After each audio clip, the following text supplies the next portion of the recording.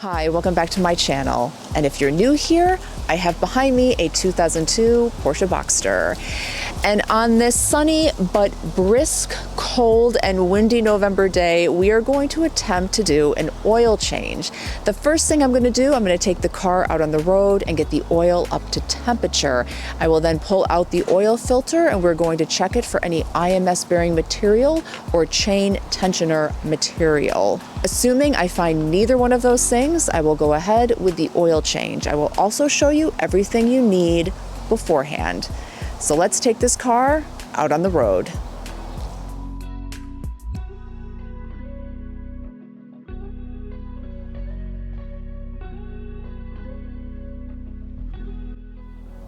So I just got back from a 15 to 20 minute drive. And of course, in that time span, it is now dark here in the Northeast in November. So had to back the car up in the garage where we will complete this process. But the oil is now at temperature. We're going to jack it up and we are going to pull out that oil filter and take a look. The supplies we're going to need, we're going to start right here, 8mm hex to remove the drain plug. Over here we have the 3/8" drive ratchet, remove the oil filter housing, the new aluminum washer for the drain plug. Here's the oil filter. It comes with the O-ring for the filter housing. Over here we have our Mobil 1 synthetic oil. The car takes about 9 quarts. This is a 5-quart container, so we purchased 2 of them. Have a pair of gloves and a rag in case there are spills. And then last but not least, the oil drain container. I have my trusty housing filter removal tool and I'm gonna make my way underneath the car. All right, let's see what we've got here. So here we are underneath the car. It's a little tight under here. We're gonna do the best to get some clear shots. Here's the oil filter housing. I also put the oil pan behind me. All right. Now remember, righty-tighty, lefty-loosey.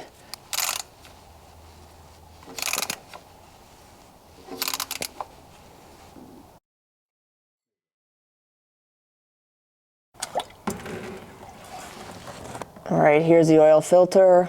I'm gonna set it in the housing. And now we're going to take it out and we are going to inspect it. So we have the oil filter here. Let's take a look at what we've got.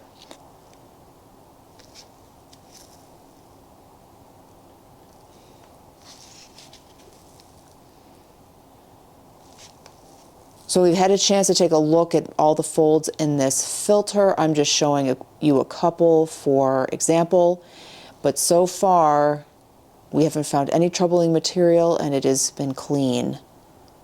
We also check the oil for any debris. All right, I'm just cleaning up the drain plug here. I'm gonna put a new washer on it. Same size washer. So this is now ready to thread into the oil pan and we're gonna tighten it to 37 foot-pounds. Oil filter housing, I'm just gonna clean it off. Just be sure not to get any of debris inside. So here I've got this metal tool. It does not have a sharp end, but I will use this to remove the O-ring. And just be careful when you're removing this not to damage the threads. Have the new O-ring here.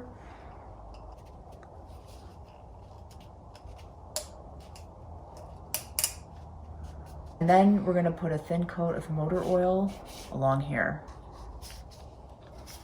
The oil filter is gonna go back in the housing unit, doesn't matter which direction. Now this and the oil filter are ready to go back into the car. Here I've got the drain plug and the oil filter. We're gonna put them back in.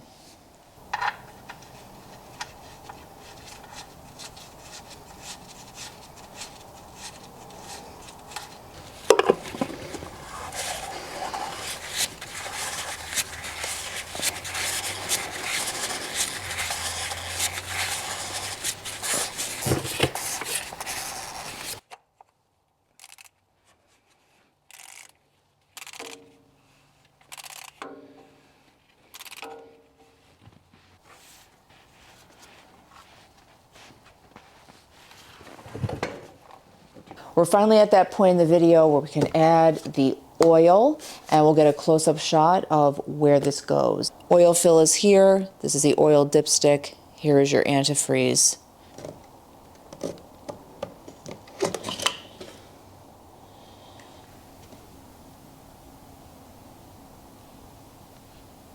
So at this point, we've put about 6 quarts of oil in. The car takes 9, so we know we're not full yet, but you do not want to overfill. So we're going to check right now the oil level. Now I'm going to turn on the ignition.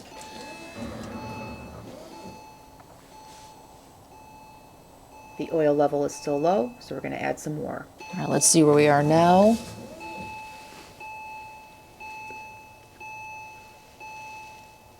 So what we just saw is that the oil level is 1 tick from the top. Just be aware that top tick, that is an overfill. So we are very close. I think at this point what we're going to do is we're going to turn on the car because the oil filter housing needs to fill with oil as well. So we just checked the sensor in the car, but let me check also the dipstick. So it may have been hard to see on the camera, but it did show that it is almost full. So I'm going to put it back in and we're going to start the car up.